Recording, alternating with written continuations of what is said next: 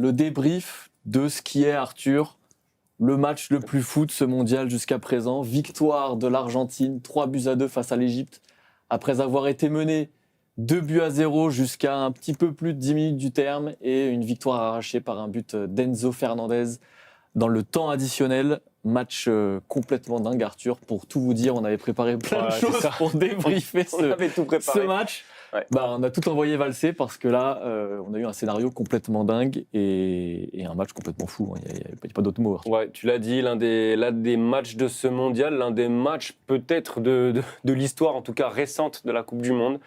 On a du mal à reprendre nos esprits parce qu'évidemment c'est tout récent. Tu l'as dit, on est tout bien préparé cette émission, l'exploit monumental de l'Égypte, le champion du monde qui sort déjà. Eh bien non, parce qu'il y a un certain Lionel Messi notamment qui est insatiable tout simplement, à l'image de cette équipe qui vient de vivre certainement un tournant très très important dans sa compétition et qui va être difficile à sortir maintenant. Alors, on a déjà du monde dans les commentaires et on a déjà du monde qui nous parle de l'arbitrage. Il va forcément falloir qu'on en parle, Arthur. Ouais, bien sûr. Alors, il y a plusieurs faits de jeu sur le penalty de Messi. A priori, il n'y a pas grand-chose à dire. Il y a eu ce deuxième but annulé de l'Égypte pour une faute sur Lisandro Martinez au départ de l'action qui existe. C'est logique que le but soit annulé. Et puis, il y a ce troisième but argentin, donc, où les Égyptiens réclamaient une faute, un penalty dans la surface argentine pour une faute de McAllister. Là, c'est compliqué parce que finalement, on a eu assez peu de ralentis. Il nous manque un gros plan. On a l'impression que je crois que c'est McAllister sur l'action qui semble retenir le bras de l'attaquant égyptien. Est-ce que c'était suffisamment flagrant pour que l'Égypte puisse bénéficier d'un penalty, et ce qui aurait donné un résultat totalement inverse? Honnêtement, c'est très très difficile de le dire. Je pense que c'est extrêmement cruel ce qui s'est passé pour l'Égypte dans ce match, extrêmement cruel. Et on va être assez transparent, on était assez ébahis devant ce que l'Égypte était en train de réussir. Ouais. Et ça a quand même fait un pincement au cœur pour eux de voir ce renversement de match. Mais de là à dire qu'il y a eu des faits d'arbitrage majeurs, ou en tout cas des décisions contraires à l'Égypte, oui, mais injustes, je ne suis pas sûr. Encore une fois, la seule vraie action litigieuse, c'est cette dernière, mais l'accrochage de McAllister, il paraît quand même très très léger sur un joueur. Alors il faudrait que je revoie la ralenti parce que tout s'est passé très vite, on s'est mis en place pour l'émission, mais sur un joueur qui ne fait pas action de but en plus à ce moment-là. Donc je suis pas sûr qu'il y ait de scandale. Je comprends la déception de ceux dans le live qui évidemment voulaient se réjouir de ce qui aurait été l'un des plus grands exploits du foot africain en Coupe du Monde. Mais je crois pas qu'on puisse parler d'énormes injustices dans ce match, plutôt de terribles frustrations. Terrible frustration parce que le plan égyptien était quasi parfait, que tout a été appliqué parfaitement. On a vu des contres vraiment très très bien menés de la part de l'Égypte. Ouais. On a vu un Hassan, joueur né en France d'ailleurs, qui a été exceptionnel, qui est le passeur sur le deuxième but égyptien. Mohamed Salah aussi, qui n'a pas tout bien fait dans ce match-là, mais qui a bien géré deux contres. Pour mener les contres, pour résister aux défenses adverses, aux défenseurs argentins, a été vraiment très bon aussi. Donc finalement, l'Égypte a tout bien fait. Même le gardien a fait une super prestation sur les 3 buts. C'est difficile de lui reprocher quoi que ce soit parce que certes, sur les 2 premiers buts, il la touche, mais le ballon arrive quand même tellement vite que c'est compliqué. Donc voilà, il y a ce match-là de l'Égypte. Il y a un match très très imparfait de l'Argentine où encore une fois, on a vu qu'il y avait des vraies failles dans cette équipe-là, dans cette équipe championne du monde en titre, parce que défensivement, c'est pas du tout au point. Parce qu'il y a des espaces qui sont énormes, notamment entre le milieu de terrain et la défense. Ouais. Mais il y a un état d'esprit argentin, il y a une forme de mysticisme presque autour de cette équipe qui est complètement dingue. Là on a l'impression qu'ils sont devenus immortels et Lionel Messi, je veux dire, pendant le match, on était en train, toujours dans la même idée, de se projeter sur l'élimination argentine, parce que les faits nous incitaient à le faire.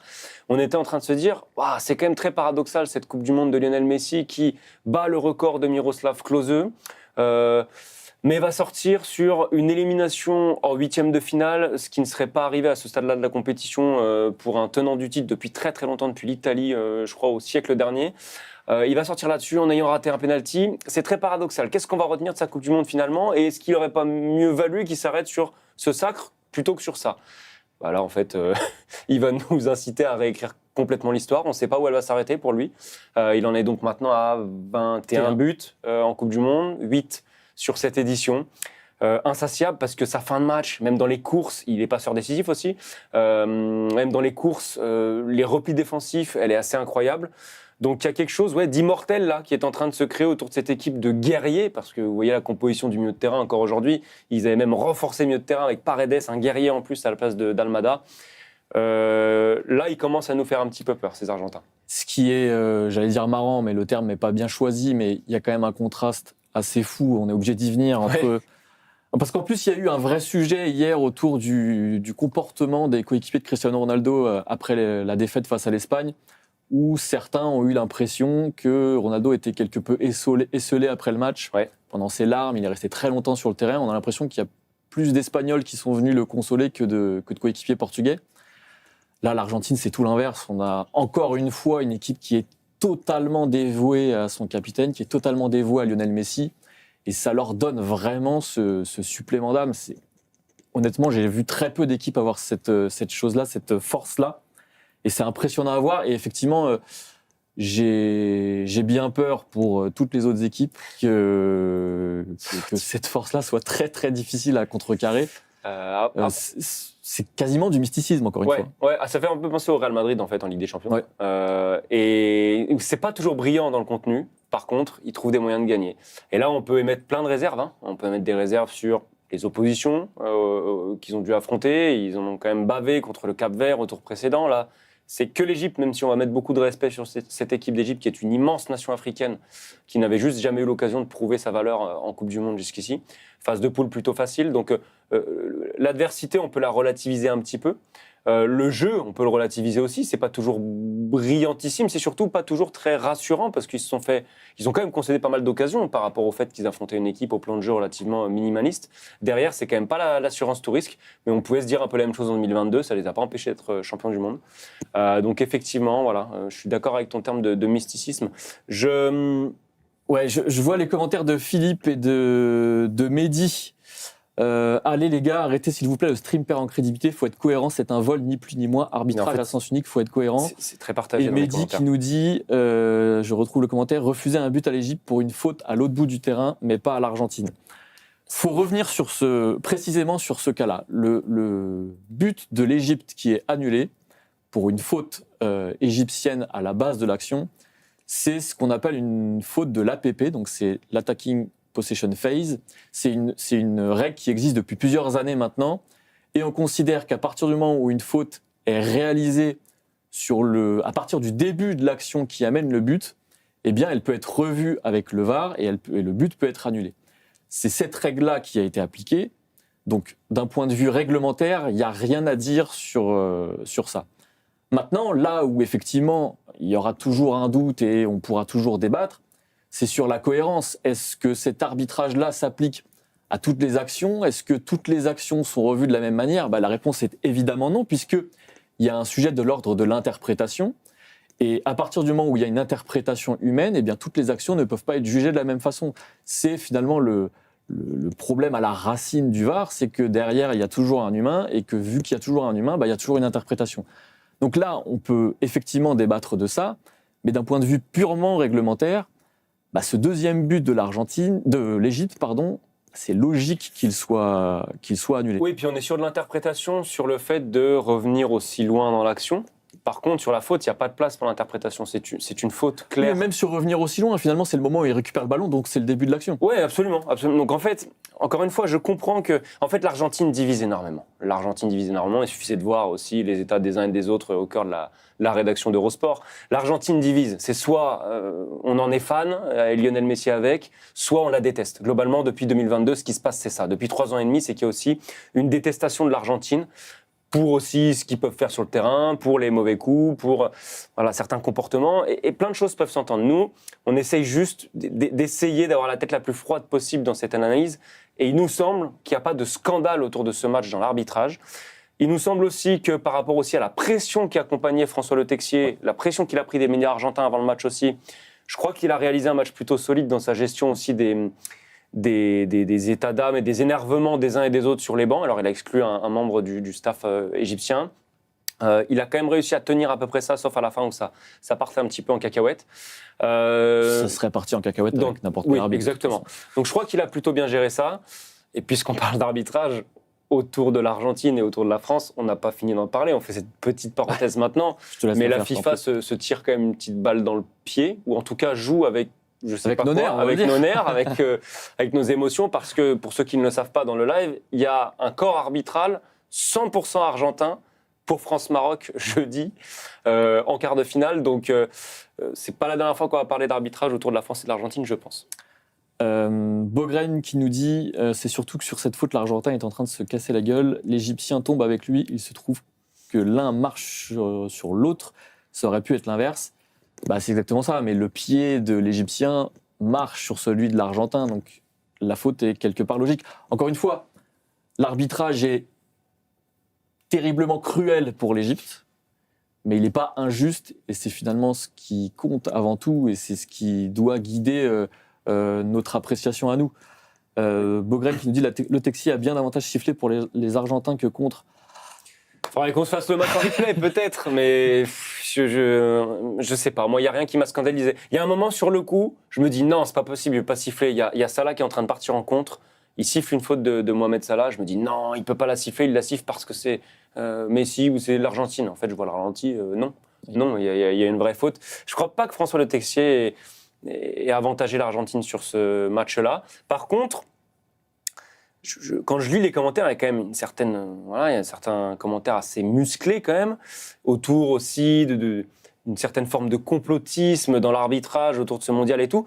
En fait, il y a quand même quelque chose qui n'aide pas, c'est aussi tout ce qui s'est passé avec Donald Trump, avec Gianni Infantino ces derniers temps, qui n'aide pas les gens aussi à avoir la tête froide. Et France-Paraguay. Et France-Paraguay. Là, il faut quand même, il est vrai, garder les nerfs solides et garder la tête bien froide pour ne pas basculer un petit peu dans du complotisme autour de l'arbitrage dans cette Coupe du Monde, parce qu'il y a quand même des faits qui sont assez étonnants, des prises des positions qui sont étonnantes. Maintenant, est-ce que ça concerne ce match-là en particulier ? Encore une fois, je ne crois pas. Dava qui nous dit pour le France-Paraguay, aucune règle n'a été appliquée ou presque. Le différentiel au niveau de l'arbitrage suivant les matchs ne le rend pas très sérieux. C'est sûr que de toute façon, il faut. Moi, justement, avant France-Paraguay, je trouvais que il y avait une forme de cohérence dans l'arbitrage avec ces arbitres qui laissaient beaucoup jouer. Et je trouvais ça intéressant que, pour une fois, on ait quelque chose de plutôt linéaire, une logique derrière un arbitrage appliqué pendant un grand tournoi. Mais effectivement, il y a eu ce France-Paraguay et je pense qu'il faut encore considérer que ce France-Paraguay est une exception, une mauvaise exception où l'arbitrage n'a pas été bon, tout simplement. Et on ne le dit pas parce qu'on est français, on le dit parce qu'il y a des faits, concrètement. Sur ce match-là, c'est difficile de dire que le Texier a été totalement incohérent avec ce qu'on a vu depuis le début de la Coupe du Monde. Il a plutôt laissé jouer. Alors effectivement, il a sifflé des fautes, mais quand il y a des vraies fautes, il faut les siffler. Donc, encore une fois, il ne faut pas considérer que le France-Paraguay est l'étalon de cette compétition, plutôt une exception, une mauvaise exception. Je suis assez surpris, moi, parce qu'on parle souvent du vice des Argentins, je suis assez surpris qu'on n'ait pas vu un peu plus de répondants à ce niveau-là de la part de l'Égypte, qui est quand même réputée pour ça, souvent critiquée même lors des Coupes d'Afrique des Nations et sur le continent africain pour leur côté un petit peu, à user du vice, à user de la provocation, à user des fautes, d'un jeu un petit peu minimaliste. Là, je trouve que, alors longtemps, ils ont tenu un exploit monumental en passant par le jeu, et on ne va pas critiquer ça après tout ce qu'on a dit autour du Paraguay, mais il a manqué, je trouve, un tout petit peu de vice pour avoir ce pourcent en plus pour éventuellement tenir ce score un peu plus longtemps. On a juste un commentaire de Cockpit Mioldi qui nous dit « Pourquoi revenir sur une faute par la VAR juste après un but, mais pas lorsqu'il n'y a pas de but derrière ?» Et bien simplement parce que ça fait partie des conditions pour que la VAR puisse intervenir pendant un match. Il faut qu'il y ait un but. S'il n'y a pas de but, on considère que la VAR n'a pas à intervenir. Ça fait partie de ces règles-là. Et pourquoi on a fait ça ? Tout simplement pour ne pas avoir la VAR toutes les 30 secondes globalement dans un match, pour essayer de limiter le temps d'intervention de la VAR sur une rencontre. On a le direct encore au-dessus de nous à la télé. On a longtemps vu, assez longtemps après le coup de sifflet final, Lionel Messi en larmes. Je crois que je n'avais jamais vu pleurer aussi longtemps après un match Lionel Messi. Je crois qu'il s'est fait très peur. Et ça permet de faire cette petite parenthèse aussi sur ses pénaltys. Il rate un pénalty, c'est le deuxième de la Coupe du Monde. Donc déjà, Lionel Messi est devenu le seul joueur de l'histoire à rater 2 pénaltys hors tir au but sur une même Coupe du Monde. Et il en est à 4 échecs en 8 tentatives dans sa carrière en Coupe du Monde. 50% d'échecs pour lui. S'il a la compétition se poursuit évidemment, mais s'il est de nouveau amené à frapper, que ce soit dans le match ou pendant une séance de tir au but, ça va être un vrai sujet. Mais en tout cas, vraie émotion, vrai soulagement pour lui, on peut le comprendre. Et par contre, ces larmes, elles n'ont évidemment pas le même goût que celles de Neymar aussi avec le Brésil, parce qu'on a parlé de Ronaldo, il y a Neymar aussi, et c'est pas la même chose pour lui. Revenons peut-être Arthur sur le jeu. Ouais, on bien a sûr. beaucoup parlé de l'arbitrage, on a un petit peu évoqué la prestation de l'Argentine. Mais, est-ce qu'on peut, d'un point de vue purement jeu, purement technique, considérer que cette Argentine fait peur et fait toujours peur? Ouais, je crois. J'en étais pas convaincu jusqu'ici. Et là, encore moins quand j'ai vu le 11 de départ. Hein, j'en parlais en tout début d'émission. Ils avaient déjà un milieu très travailleur. Là, ils sortent Almada, qui était quand même quelqu'un qui se déportait un peu plus sur le côté gauche pour faire rentrer Leandro Paredes. Et qui faisait le lien aussi. Et qui faisait le lien, tout à fait. Et là, voilà, il y a ce quatuor très, très costaud au milieu, très travailleur, très technique aussi, mais pas vraiment de joueur de couloir. Et au final, l'animation, j'ai trouvé ça plutôt cohérent parce que malgré ce milieu très travailleur avec assez peu de joueurs de côté sur le terrain, ils sont beaucoup passés par les côtés, les Argentins. Ils ont apporté beaucoup de danger sur les centres. On a vu McAllister se projeter dans la surface, on a vu d'autres joueurs, des centres dangereux et un gros match de Tagliafico.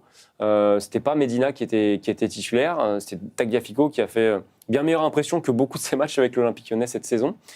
J'ai aimé ça, j'ai trouvé ça cohérent et je rebondis sur ce que tu disais, sur cette équipe qui fait corps autour de sa star. Là où c'était caricatural avec Ronaldo, là ça fait sens avec Lionel Messi. Tout ça fait sens. Lionel Messi, parfois il s'efface un peu, parfois il revient. Et ses coéquipiers, quand ils sentent qu'ils doivent faire reposer le jeu que sur lui, ils réactivent ce mode, comme ça a été le cas en fin de match où il était clairement en mission, l'Argentin. Et voilà, il y a des temps comme ça un petit peu soit de choses plus collectives, soit de choses plus orientées vers Messi, pardon. Donc oui, il y a des choses qui me plaisent dans ce que j'ai vu dans cette équipe d'Argentine. Il y a aussi des joueurs de talent, Julián Alvarez qui est titulaire, Lautaro Martinez qui rentre en fin de match. C'est juste sur l'aspect défensif que je trouve cette équipe peu rassurante. Il y a Martin que l'on salue, qui ne sera pas dans l'émission aujourd'hui, mais qui reviendra demain, qui nous dit « Terrible pour les équipes africaines, le Sénégal et l'Égypte qui mènent de 2 buts et sous-entendu qui perdent ». Je me suis posé une question. Je me suis demandé si tout ça n'était pas lié à ce qu'on a vécu en Europe depuis la remontada, où justement les remontadas après se sont quelque peu normalisées, on en a vu énormément en Ligue des Champions, et du fait que les grandes équipes européennes et sud-américaines aussi aient pour la plupart leurs joueurs qui jouent en Europe, elles aient ce truc-là de la remontada. Alors ça s'applique moins pour le Sénégal, parce que l'équipe du Sénégal, il y a aussi énormément de joueurs qui jouent en Europe. Mais par exemple, pour l'Égypte, est-ce que ça pourrait être une explication ? Je ne sais pas s'il y a quelque chose de rationnel autour de ça. Le fait que 2 équipes africaines qui perdent de 2 buts qui mènent de 2 buts, finissent par s'incliner. Mais s'il doit y avoir quelque chose de rationnel, peut-être que ça vient de là, parce que on n'a jamais su finalement expliquer le nombre de remontadas qu'on a vu très récemment sur les saisons écoulées, notamment en Ligue des Champions, qui se sont multipliés. Mais est-ce qu'il y a cet impact-là de ces joueurs qui ont l'habitude d'y croire? Il y a ça. Et à l'inverse, il y a l'aspect, ça arrive à des équipes qui n'ont jamais été habituées régulièrement à ces hauteurs-là en Coupe du Monde. Donc quelque part, est-ce qu'il y a un moment un complexe d'infériorité pour cette Égypte qui, encore une fois, est un monstre sur le continent africain, mais qui n'a jamais rien fait en Coupe du Monde. Qui n'avait jamais gagné un match avant cette Coupe du Monde. Voilà, ça c'est une statistique qui est dingue. Ils n'avaient jamais gagné un match de Coupe du Monde. Donc là, il y a cette fameuse... J'aime pas trop ce terme, moi, et ce théorème-là, cette théorie plutôt de la peur de gagner. Mais je crois que là, il y a peut-être un petit peu de ça. Après, il n'y a pas d'erreur flagrante non plus des Égyptiens. Ils ne se sont pas tirés des balles tout seuls dans le pied, j'ai l'impression. Je crois que ça doit aussi à la qualité argentine. Oui, parce que je vois que beaucoup nous parlent de Rudy Garcia qui avait raison. Alors, Rudy Garcia, j'ai pas la sensation que l'Égypte ait modifié son plan de jeu. Non. Sur Moi non plus, ça a été match. cohérent du début à la fin. Et le Sénégal, c'est plus tiré de balles dans le pied, je trouve, que ne l'a fait l'Égypte. L'Égypte, c'est plus dû, encore une fois, à ce qu'a produit l'Argentine et au supplément d'âme de l'Argentine qui a été dangereuse du début à la fin de cette rencontre. Quand même, ils ont des grosses occasions en première période. Là où il faut bien se souvenir de la prestation de la Belgique pendant, je ne sais plus à quel moment ils réduisent le score, mais pendant 75 minutes, ils font une prestation catastrophique, les Belges. Hein. Et le Sénégal remet les Belges dans le match un petit peu tout seul. Là, je crois que ce n'est pas du tout le même constat à tirer de cette sortie de route de l'Égypte. Alors, il y a encore beaucoup de remarques et de commentaires sur l'arbitrage. Je pense qu'on a tout dit à ce sujet-là. On peut peut-être se remettre le tableau, Adrien, quand même, pour faire un petit point. L'Argentine, donc qualifiée, il reste un match qui sera disputé ce soir entre la Suisse et la Colombie. Le vainqueur de ce match-là affrontera l'Argentine en quart de finale. Les autres quarts de finale, ça y est, le tableau s'affiche. On aura donc France-Maroc, Espagne-Belgique et Norvège-Angleterre. Et donc l'Argentine qui attend son adversaire pour les quarts de finale. Il commence à avoir quand même ce tableau une très belle gueule, je trouve. Ah bah là, oui. Parce que là, je sais même pas de quel quart de finale j'ai le plus hâte. Alors on les connaît pas tous. Sachant qu'un Argentine-Colombie, j'ai absolument rien contre la Suisse, et ni de favori ni rien. Mais un Argentine-Colombie en quart de finale à la sauce Copa América, en sachant que je crois que l'Argentine n'a gagné aucun de ses 2 derniers matchs contre la Colombie. Ça peut être pas mal. Le Angleterre-Norvège et puis un éventuel Angleterre-Argentine en demi, ça serait. Bref, je crois qu'on n'a pas fini de se régaler. Mais effectivement, on va voir ce que le Maroc fait jeudi contre l'équipe de France. Et là, on va quand même pas souhaiter aux Marocains de se qualifier et de réaliser cette belle performance. Mais il y aura quand même une anomalie par rapport à ce qu'on a vu du foot africain de ne pas voir plus d'équipes plus loin dans la compétition. Je vois beaucoup de remarques aussi sur le fait qu'on n'ait vu que très peu de ralentis. Notamment sur les actions litigieuses de l'Égypte.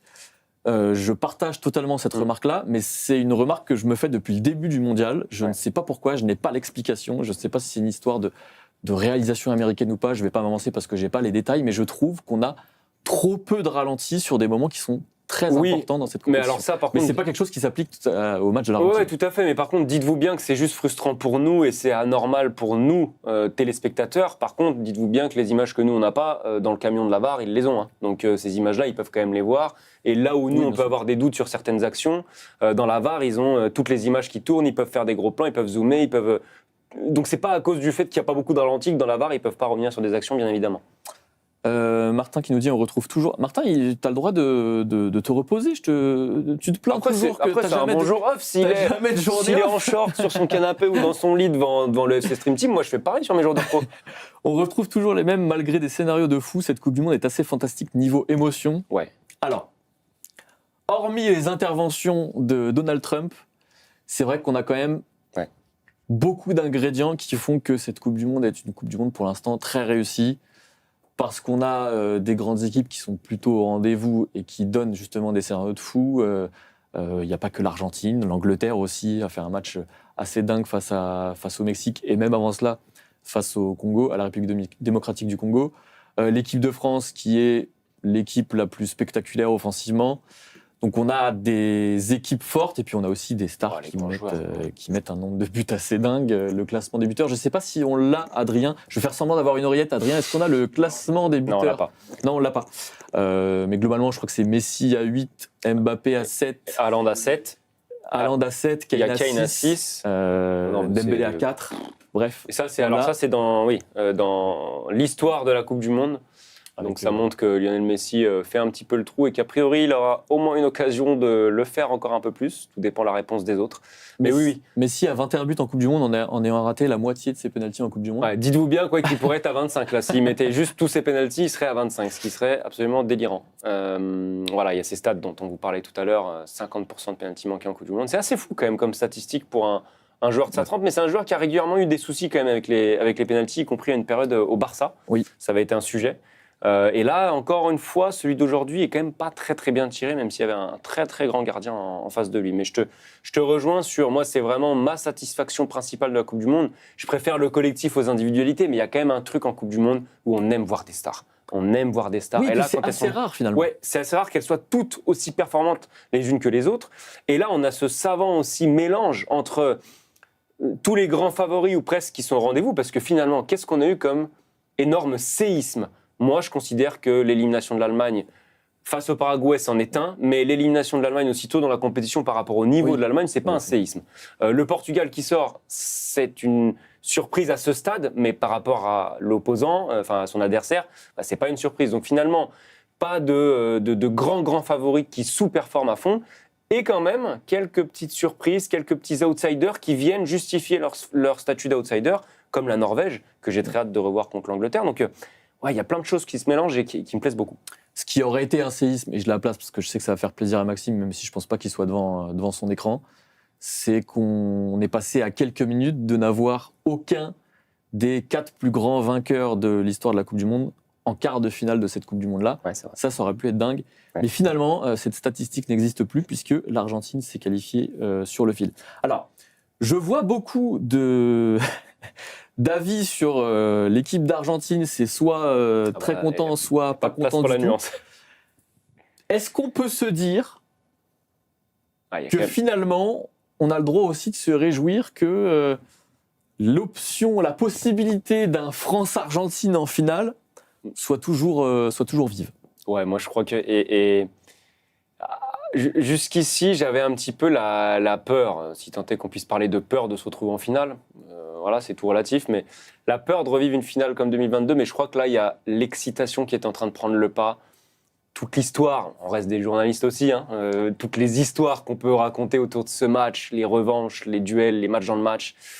On va pas griller les étapes. Il y a un match très difficile qui attend l'équipe de France face au Maroc. Il y aura une demi possible, hypothétique, très très difficile aussi contre l'Espagne, si c'est l'Espagne.